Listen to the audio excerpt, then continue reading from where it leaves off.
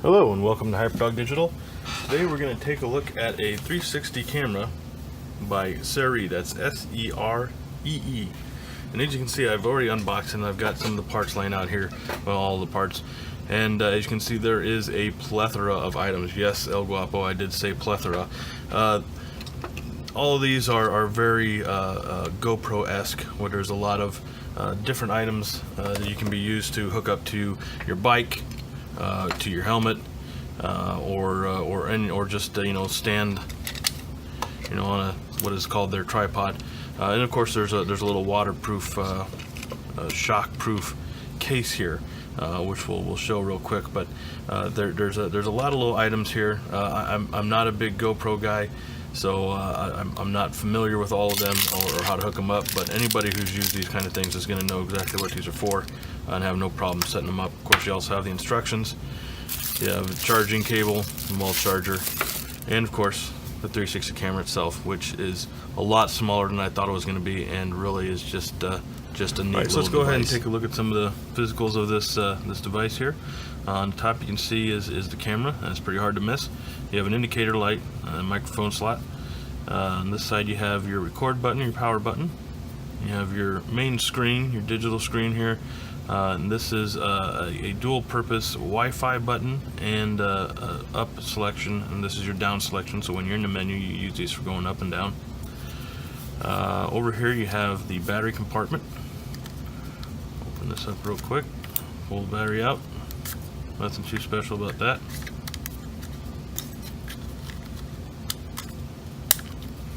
And behind here you have your HDMI connection and a mini USB connection, and of course your micro SD card slot right here. Pop that out.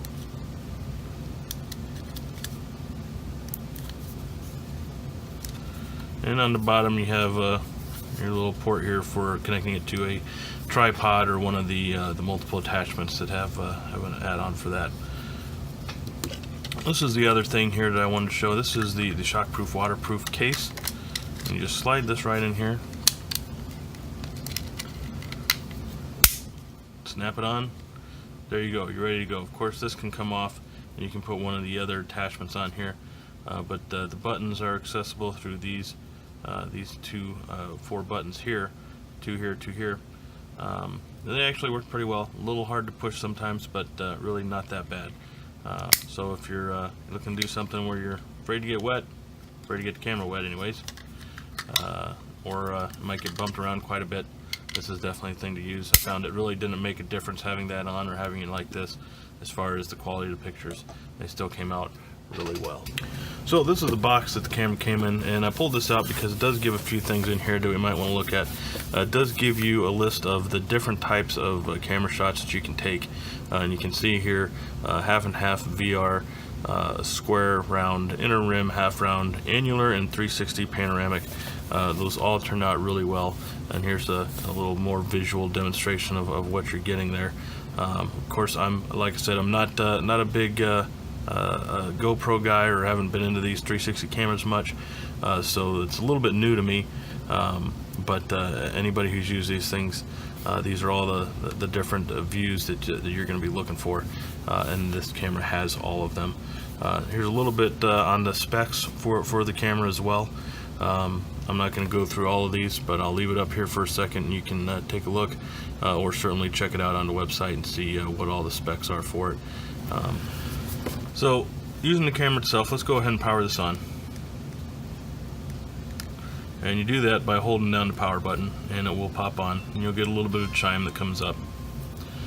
Now I'm not going to go through a bunch of what the pictures look like or taking the pictures at this point, because there's not going to be a real easy way for me to bring it up for you, but I'll just go through navigating some of the menus here. So to get into the menus, you need to just push one of these buttons over here. This down one usually works to get you into the different areas, different menus that are listed on here, and of course pressing the down button will scroll you through whatever you're currently on. The power button works as also a menu button, and it can move you between the different tabs here, so to speak. So if If you wanted to go to a little bit just more of your generic camera settings here, that would be this middle item. And of course, pressing OK to exit. The X is getting out of the menu, and the record button is actually the OK button. Now if you want to actually go through the different modes, you actually just hit the power button and it will take you from your standard video camera, your still camera, slow-mo, or settings. And settings will again just take you back to where we already were and some of the settings that we already saw. Showing up on the screen here, it'll give you what mode you're on, whether you're recording yet or not, the resolution you're using, whether your card is installed, what your battery is, and of course how much space you have left. Now if we wanted to go ahead and hit record on here, see the well, it would help if I actually hit the record button. Let's go to the camera actually.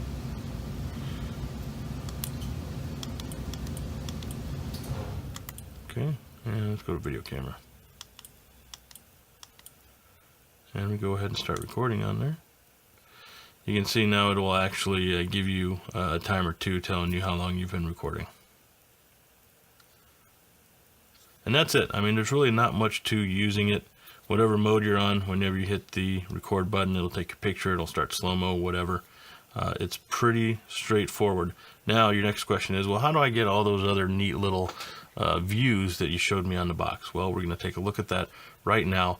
That is via using the app that comes with it. So let's take a look at that. Okay, so now let's take a look at how you can connect this up to your phone via the provided app, and you can do some of the other functions that might have been seen there on the side of the box. So the app is called XDV360, which I've already downloaded here on my phone. So what you need to do is you need to use this Wi-Fi button here. You hold that down and it will activate the Wi-Fi hotspot on the camera. And here we'll give you the information of the SSID and the password. So let's go ahead and find that Wi-Fi, which is X360 0D4D, which I'm already connected to. So I connected to it earlier. So theoretically, we should just be able to push this button.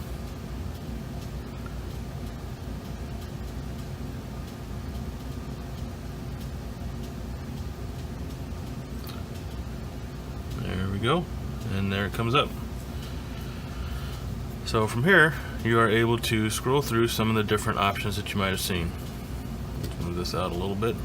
You have the circle, panorama. Let's see what all these are called here. The half and half, half round, inner rim, annular, square, and then of course the VR, which I won't click because it changes the whole view and everything. And of course you can switch between the different modes if you wanted to. And you can also go through the settings here. Oops, I accidentally started recording. You can actually go through the settings here, which is the same settings that you'll find on the camera itself, but in a little bit easier to read and manage format here.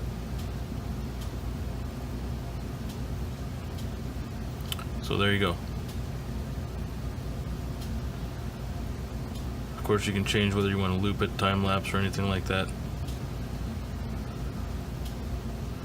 So there you go. That's how you connect it up to your phone, and it does really seem to work very well. I didn't have any problems getting it set up a few times. Once you need to really figure out the right sequence to connect to your Wi-Fi and then try and open up the application. If you do it too fast, sometimes it doesn't work. If there's any kind of message that might come up for your Wi-Fi, because it doesn't give you internet access. So if you get a warning about internet access and you don't respond to that, and for some reason it won't let you connect that way either. But once everything's set up and you get the sequence down, it connects really easy.